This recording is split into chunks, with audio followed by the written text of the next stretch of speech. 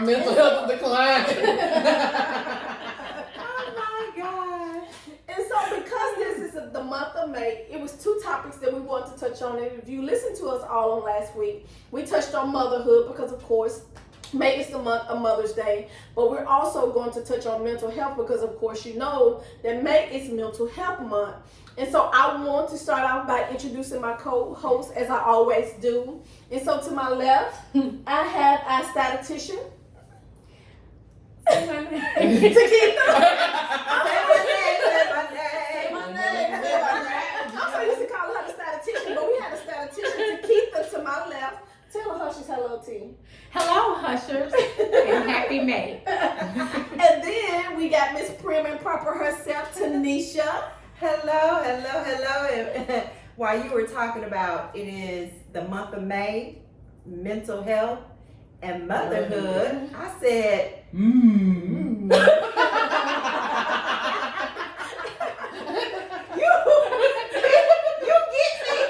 get me.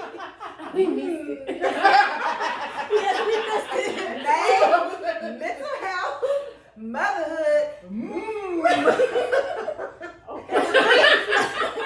Just go with it. Just go with it. It's 3 M's. We got it. I'm picking up what you put Thank there. you. Sister. Thank you. So y'all leave us a crumb so we can pick it up too. Right. And so, Before you go there, I'm so sorry.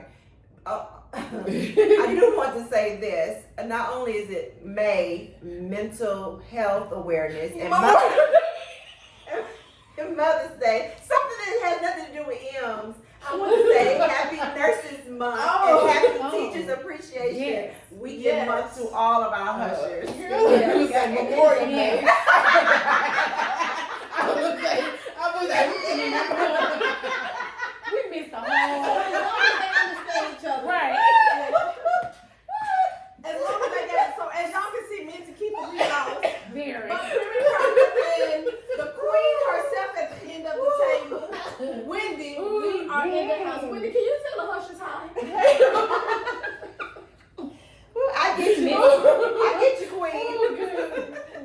oh, wait. Oh, that was so funny. That was. Oh. Funny. So me and Takita not laughing, y'all. We missed the memo, so we don't get it. But I do want to say, and like Tanisha, and I'm so glad she brought that out, because being an educator is a hard job. To all of our educators, we salute you. And then May 6th through May 12th is Nurses Week.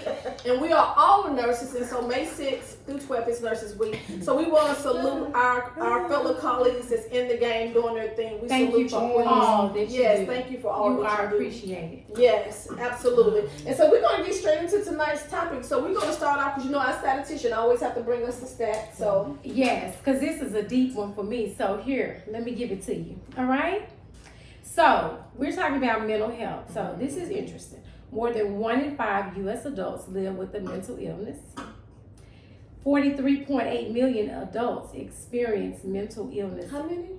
43.8 million adults experience mental illness in a given year. And an estimated 26% of Americans ages 18 and older, which is about 1 in 4 adults, suffer from a diagnosable mental disorder in a given year. Mhm. So, there you have it. Wow. Yeah. And I think it's only, if y'all correct me if I'm wrong, is it only 1 billion people? Hushers, y'all correct me in the comments. Is there only 1 billion Americans? Well, now, sister. We only one get back with y'all on Right. Yeah. Yeah, I think it's only 1 billion. So if you're saying it's 483, that's almost like half, right? So those stats are for the United States. Yes. Okay. Okay. Okay. So mental health, because I think everybody was a little, some of the girl hush was afraid of the topic, but mental health is an umbrella term that includes like anxiety, depression, not just like bipolar, schizophrenia, but like just OCD, compulsive thoughts, Absolutely. addiction, gambling, and all those things run into that too. Mhm. So I'm excited to see what y'all think about those type of things as well. And one of the things you said before we even hit record, was that we all have a mind. You know, but that's real though. We all have a mind, so we all can speak on mental health because that's what mental health revolves around. It revolves around your mind and how it functions and what it allows you to do. And like you said, it's a big umbrella term for so many different things. Because a lot of time when people have addictions, you don't even think of it as being mental health. Yeah, because we have to think about what the word health means. The word health means to be in a state of well-being. And not only does your heart, your kidneys or lungs have to be in a state of well-being, your mind has to be well. Your whole parts of your body needs to be in a good state of health. Yeah, and it's funny to me because a lot of time you have people suffering from mental illnesses, and almost it's like so taboo in the Black community. But we suffer from mental illnesses. But if you break your leg, you're gonna go to the doctor. You're gonna go to orthopedic. If you can't see, you know, and you see most of us, 3 of us up here wear glasses. You know, you're gonna go to ophthalmologist. So, but it's funny to me, and this always puzzles me, that with mental health, we won't go get counseling or we won't see a psychiatrist. That just puzzles me. But for any other part of your body that's not healthy, you will go seek help for it. If your blood pressure shoot up to 200, trust me, you're going to the emergency room. But if you start suffering from anxiety or you got addictions or you dealing with mama's mess and daddy's devils, we don't want to go seek help. So I know. Do you think? I'm sorry. Go ahead. I was just saying our number one goal on tonight or during this podcast is just to bring awareness Absolutely to mental health, and that it is okay that if that part of your body is not in a well state that you seek help. So that's you was gonna say something. No, I mean, you just, when we talk about mental health, like this is not my topic, Wendy, but now the other day I did feel some kind of way because I don't know if y'all saw the news where in New York, I think it was, on the subway. Did you see that? Where the black guy, he was choked out. I heard about that. Yeah, and he actually suffered from a mental health issue or whatever. And he was homeless, but you know how they are on the subway. It is scary riding on the subway. And he approached these Caucasian guys anyway. But they ended up killing the guy. And I really felt bad at that point because I do feel like a lot of people don't. Wait a minute, they killed the Caucasian guy, the black guy. The white guy killed the black homeless guy. And he was the one that hit the mental. The black guy. Yeah. And that just made me feel like a lot of people don't get help. It just brought me back to because they don't have access, just like with health insurance, you know. And I really felt like that was probably like, it just made me feel like I wish we had like universal health care here in the United States so everybody could like get these services, because that just made me think about that, and I was really But since we are bringing awareness, the mass shootings that occur across the United States, a lot of times it's usually somebody who is suffering from some type of mental health. Not all the time, but they're suffering from some type of mental health issues. Yeah. And to go back to what Takitha said, you know, insurance is important, but again, we're trying to bring awareness and to make you all aware, there are a lot of free resources. There may be even resources if you have a job that you don't even know. I know, like, you know, Takitha and I, we're educators, and a lot of our students don't even realize that we have counselors that's actually on campus that'll help you. A lot of jobs have concern, but you also have a lot of free resources in your community. So sometimes even insurance can't even be an issue because there are so many free resources. And like you said, Takitha, when you was reading the stats, like 1 out of 4, that's a large number. But I don't, and this is not a fact or one of the stats. This is just my personal opinion. I really don't think it has nothing to do with insurance. I think sometimes people are embarrassed, you know, by the fact. On my dad's side of the family, we have a lot of people who deal with mental illness. And like Wendy said, it's a big umbrella. It's just not bipolar, schizophrenic, it's addiction, it's different things. But most of the people on my dad's side do suffer with schizophrenic and bipolar. And it's almost shameful. You know what I'm saying? The shame that they feel going in and how people will look at them. You know, and even growing up, I remember my uncle told me, growing up, he said he knew he felt like something was wrong with him, but my grandmother would tell him, just pray about it, just pray about it. It's just the devil, it's just the devil. No, yeah, it may be the devil or whatever, but mental health is real. It's real. Right. So as a healthcare provider, we live here in the North Mississippi area, Tennessee, North Mississippi, part of Arkansas. As a healthcare provider, I do know of some resources that you can contact for any type of mental health issue. So Region 4, REGION 4, if you can Google their information, those there are several branches, but if you Google Region 4, they deal a lot with mental health issues and concerns.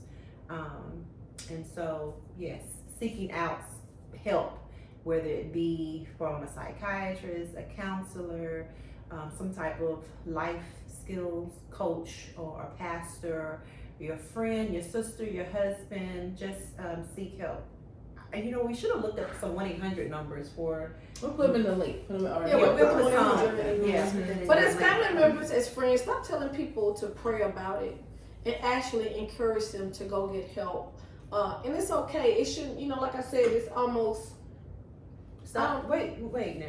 She didn't mean that. Oh, okay. What did I just say? She didn't mean that. What did I just say? You want them to still pray. We want you to pray. You want them to still pray. But well, y'all know I'm a prayer warrior, so I don't mind people praying. But when you tell somebody who has a real issue, just pray about it. It's okay to pray about it, but in addition to that, you still need to go seek help. Right. That's just like if my leg broke. Yes. Don't say, "Oh, just pray about it." It's gonna heal. No, pray about it and go get that hip replacement. Right. You know what I'm saying? I just want We to want to clarify that. Clarify. You said Wait a minute. Let me clarify. You want to make sure you Hush, clarify let me that. clarify it. Please I pray. need you all to pray. Yes.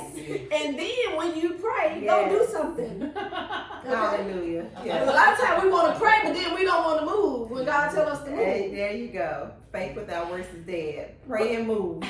Yeah, But there do you go. y'all like now, and maybe because it is more awareness now, you practitioners making. I just feel like, and maybe because we talk about it more, it just seems like it's more, or maybe it's just society. Like, what is making us have so many people that are affected by mental health now? Or maybe it's always been this way and we just haven't been talking about it. I don't know the true stats, but I know COVID-19 has a lot to do. I think That that was going on before tripled it. COVID. Even before, Yeah, but but COVID tripled it because, chronic. especially like in the younger kids. Yes. Like you have to think about like the kids that's like 18 and 23, like their whole world was different. You know what I mean? Like especially like the class of 2020, they didn't have graduation, they didn't have prom. You know what I mean? Now they expect to go to work with this big virus. You know what I mean? Like it was really scary for them. So I see a lot Even of as them. nurses, they get this abbreviated program as nursing students, and because of COVID-19, they Right. didn't get the whole full skill set of learning how to put hands on as a nurse because they got such an abbreviated program. And then you tell them go out in the real world and take care of patients. Right. Their lives is in the patient's lives are in their hands. That's stressful. That is stressful, and we as providers sometimes may not have that compassion to always remember, what, they had an abbreviated program, and they're coming out to the real world, working on these patients, and it is all because of COVID-19. We all were affected by it, and so it quadrupled.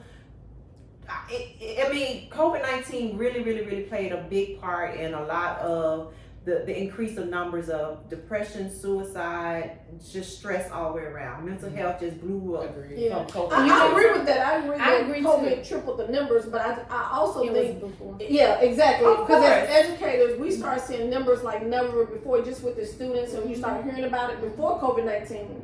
But then of course COVID-19 tripled. Yeah, not in these So, numbers. but I though. think to answer your question, I think it's because people are not keeping a secret no more. They're understanding now that we need to help.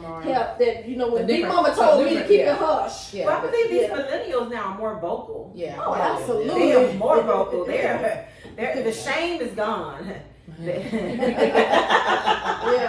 Yeah, I think it's more. Wendy, you were going to say something earlier, and I think we cut you off. I don't remember what I was gonna say, but yeah, I do think people are talking about it more. But there is still, I think, with even though I think millennials and younger people are more vocal about things and stuff like that, you still have your traditional parents, traditional grandparents and stuff that I think kind of well, I'm going to the doctor because, my heart beating fast and I'm having anxiety. So I think they still kind of got that overcast from like the older generations and stuff. Yeah. That's just telling them, just pray about it or different things like that. That's kind of making them a little more shameful. And, so you got the older parents and grandparents, stuff like that, but then people who are in leadership or your bosses and stuff are older and stuff too, so they're like, you might be taking off to go to the doctor's appointment for anxiety and stuff like that, and that's not a real sickness to them. You're missing work, you know what I mean, to go because you're anxious, like you're not sick, like, you know what I mean, like you got the flu or something like that, but you want to check on like your mental health. So I think that it's still, even though I think it's more, people are more talking about it and stuff like that, there's still this kind of like that kind of overshadow that kind of makes you want to go retreat and things like that. So, and the reason I made that statement in the beginning, don't tell people to pray about it, even though you do pray about it. I want to clarify that again. But I know with some of the mental illnesses, it's a hormone imbalance. And so you telling people to pray about it when they really need medication. Anytime you got a hormone imbalance, you have to have treatment for that. Just like if you got a broke leg, praying, you still need the hip put back in place if your hip become dislocated. And so when you got a hormone imbalance and you telling somebody, hey, just pray about it, they really do need treatment for that. And sometimes they do things and it's out of their control. And if you look at the news, a lot of times behind these stories, and you be like, oh, that don't even make no sense that they just went in and shot up everybody. That don't make no sense that they did this or they did that. You talk about the subway. A lot of time lying behind that story is a mental illness story. Okay, and it's alive and it's real, and we need to do more encouraging people, to get help. I had somebody to tell me sometime you're in a deep place and you can't climb out of that place. And you may be telling somebody, oh, just that it's gonna be okay, but for them, they don't know that it's gonna be okay. So mental health is alive and it's real. And again, we don't claim to be experts up here, but we just trying That's to the be number one disclaimer. Not at all. We are not the experts. But we're just trying to make everybody aware during Mental Health Month. And actually in the BW, I'm doing a mental health challenge too. Just things you can do to help your mental health, like self-care.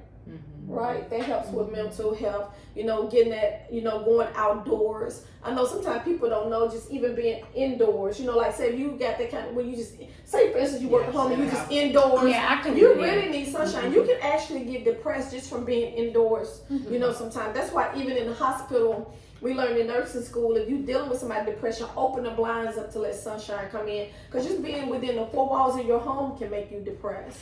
And and you're right. And I see that a lot, like with your Gen Zs too. And my son actually had to do all his speeches on mental health.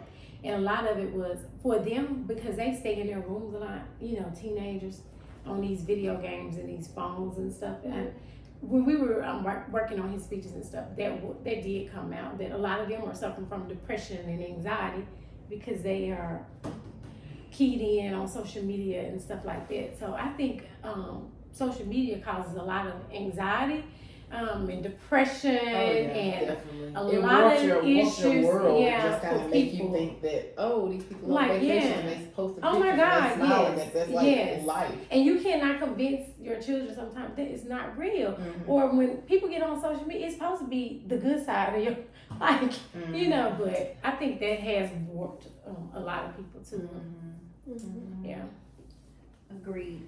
So I did read a statistic about social media that it was, and these are my terminology, it was a blessing and a curse. The statistics didn't say that, but We got another statistician, Hushers. what the statistics did show, this was pre-COVID when I read this, that social media has, pre-COVID, had lessened the number of anxiety and bullying and this, that, and the third because people were using social media as their form of outlet. They were going to social media, although they were saying awful things, they were posting crazy, awful things, but it was their outlet. It was their open journal where they were releasing all of this stress and anger and negativity onto social media.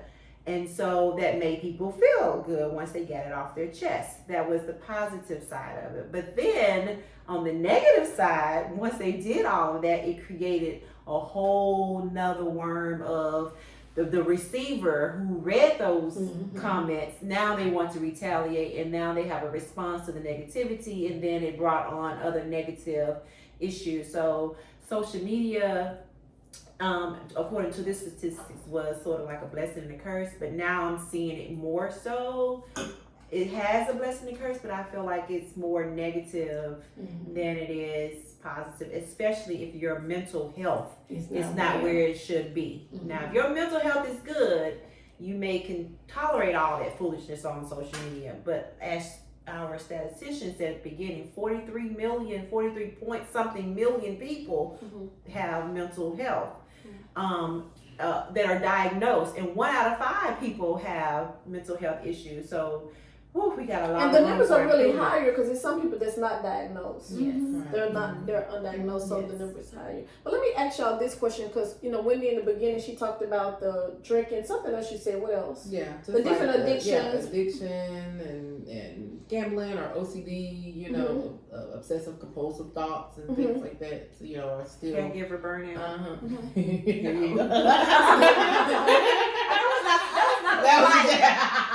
That was not a slight. I was thinking about my patients. That was not a slight. And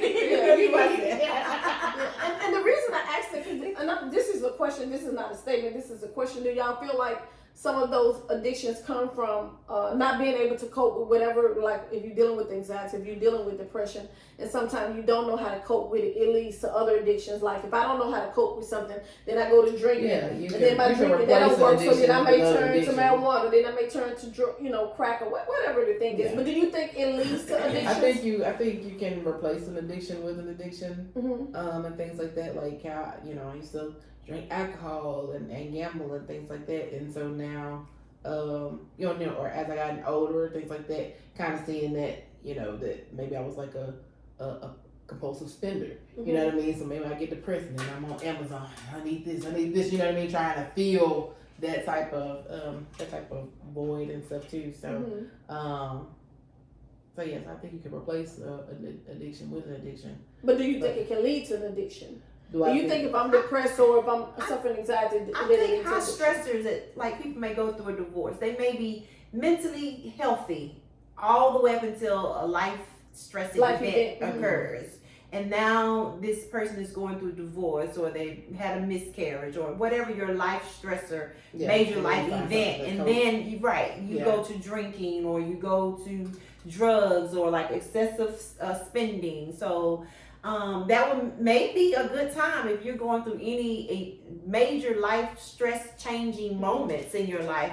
Maybe you should seek out, counseling, even if you feel like you're okay. Because a lot of times I'm in the sorority, and quite often they'll put in a post, "Are my strong people? This is only for the strong people. I just want to know, are you okay?" Strong people check in. And people were responding and saying, "I'm not okay." And so even if you feel like you're okay, take a moment, do self-evaluation, self-reflection, and just say, you know what, am I okay? And then answer honestly. And then if you're not okay, seek help. And know that it's okay to not be okay. Okay, that's the number one thing. Know that it's okay not to be okay. And like you said, sometimes life stressors can take you into depression, and because you can be totally healthy and life hits and you spiral out of control. But go talk to somebody. And even if you feel like you're okay, I think it's still good to get counseling. One of the things my husband and I used to do when we had problems, we would go to marriage counseling. But one day I said to him, how about let's just go to counseling for maintenance? Why wait till something happened to go to counseling? Why not just go to counseling for maintenance? And did you find like there were some things where you felt like we're not okay, or was everything still okay? We found out some things were not okay. And it's the same thing with your mental health. Just even if you feel like you're okay, it's okay to still go to counseling for maintenance, I think that's a good point. I like that. Yeah. Because we all, if we're honest with ourselves, we all got childhood trauma. I think we did a podcast about baggage You know, we all need to be, you know, just from our childhood, need to be on somebody's couch. I want to dig a little deeper, but that's gonna be another topic. Go ahead, girl. About childhood trauma, cause I was like, okay, we'll talk about it on another podcast. Yeah, that's gonna be our next topic. Childhood trauma. Okay. But I would like to say this, Felicia. I really appreciate you having this candle out right here, because about 10 to 15 minutes ago, I smelt it, and it smelled really good, and I'm like, for a moment, I felt a sense of relaxation, like peacefulness. You bring us a peacefulness. Well, because who would have ever picked that up? I mean, this is my truth. I'm letting y'all know what's in my heart. Your heart is just so genuine. I really smelled that candle out. I was like, what is that smell? And it was the candle. I didn't even realize it, but my sense of smell. And so just even having that there, it helps my mental health. So thank you. Yeah, I like candles all the time. You're welcome. Oh, you're welcome. I'm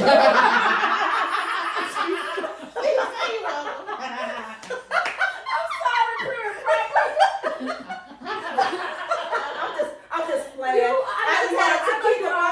had to get the mommy moment. That's We got all all over of me. You talk about that vessel. She poured into your children. She poured into me, and I poured it into you. But I feel like self-care is so big in helping us with our mental health. And one of the things that I like is candles. And Jelly, whenever I light a candle, she don't do it anymore because she know me now. But she used to say, "Why you light candles?" No, first she would ask me, "Is somebody coming over?" And I'd be like, "No." She said, "Why you have a candle?" I have it lit for myself. And before our house fire, a lot of my pictures and a lot of stuff, like people so much you want to see pictures, they burnt up. Like I had a lot of china that burnt up. But I would, like, when me and my husband would eat dinner, I would take out the china, and she's like, "Who coming over?" I'm like, every day that God blesses us to wake up is a special day, so I'm gonna eat on this china because there's no guarantee that I can eat it at a special moment. And even people were asking me, like, "What can I get you for a graduation gift?" Because I feel like you got a lot. I said, "You can never go wrong with a candle." I got those bags y'all see, and know what you call are all of my gifts I got for my graduation. 3 of those bags have candles in it because that's how much I like candles. I'm like, you can never go wrong. And actually, Leslie, thank you, Leslie. Shout out to you, Leslie. Thank you, Leslie. Leslie actually, She's a candle buyer. yeah, she got me this candle. And Dimitri Osborne, shout out to you. They got me some other stuff, but one of the things that they included in my graduation bag were candles because they know how much I like candles. Well, thank you for tonight's candle. So do y'all think self-care is important when it comes to?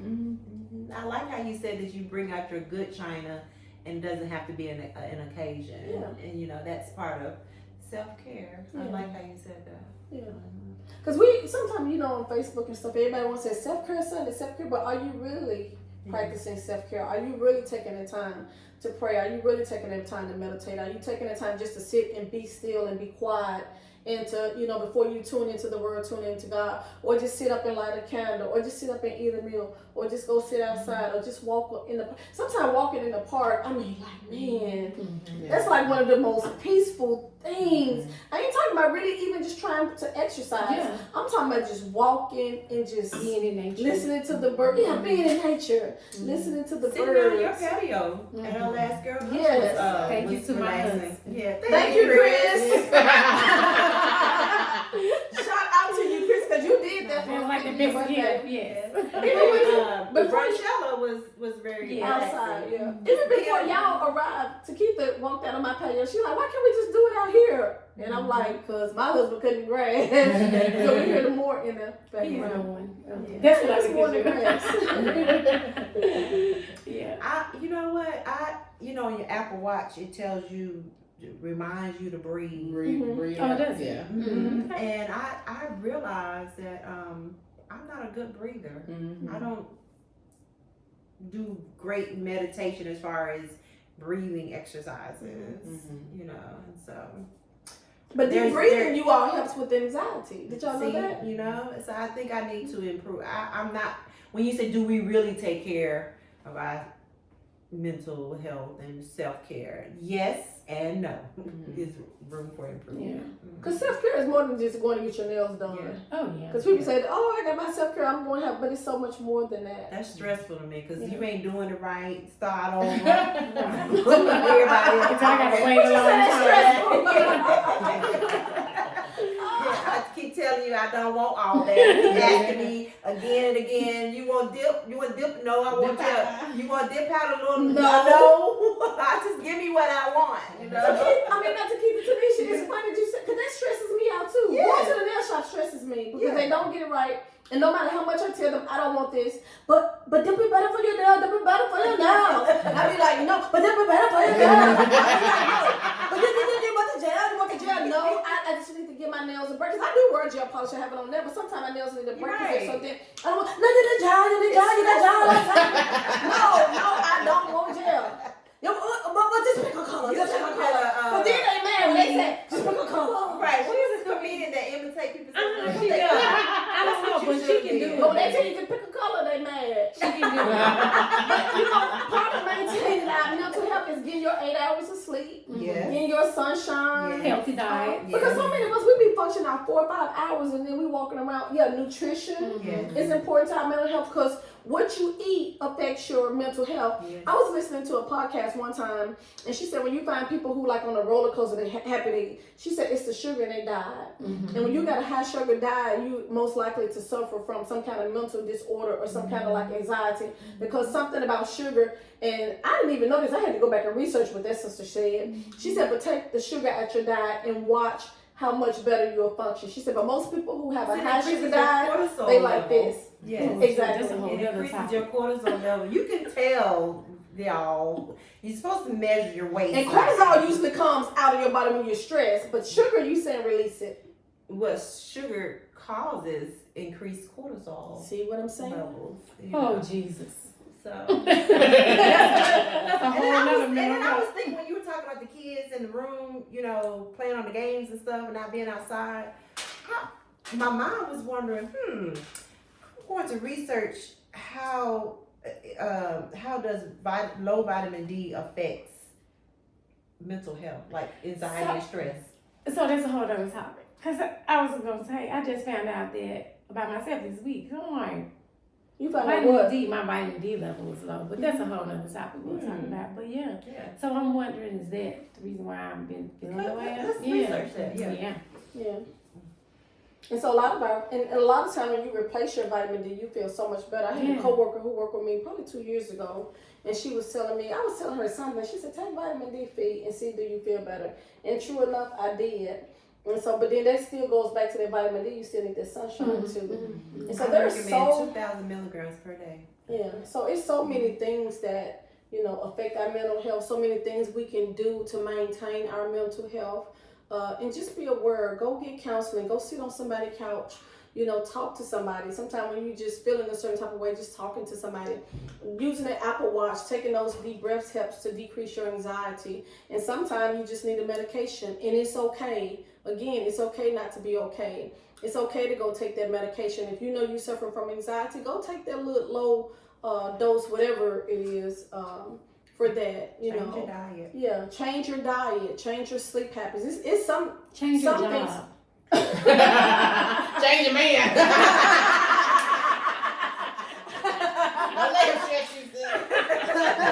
Drop that bag. Hey, Philip, that ain't me here talking about change your man. That ain't me. And so there's so many things. Anything y'all want to do? Say before we close out? Well, I can appreciate Wendy for talking about the umbrella term of mental health, because like most people do think schizophrenia, bipolar, but not those other things that we wouldn't necessarily consider as mental health. So I will thank you for pointing it And a lot of times people don't even realize just something as simple as anxiety. Right, exactly, yeah. I think, girl, Hush need to take a mental health day and do something fun. Well, okay. And we used to do that all the time. We need to get back to doing it. It's a lot of new restaurants that's open in Memphis. Well, we trying to work on our mental health and not overeat and not overindulge. We probably like something like fly a kite or go bowling or We something. should have sat out on that patio tonight. Walking in nature, yeah. And so we'll make sure we do our next recording. We're out on the patio by the lake. Or we may be going for a walk around the lake. You never know. Oh, Lord, I'm wearing tennis shoes on. Yeah. So any closing remarks from anybody?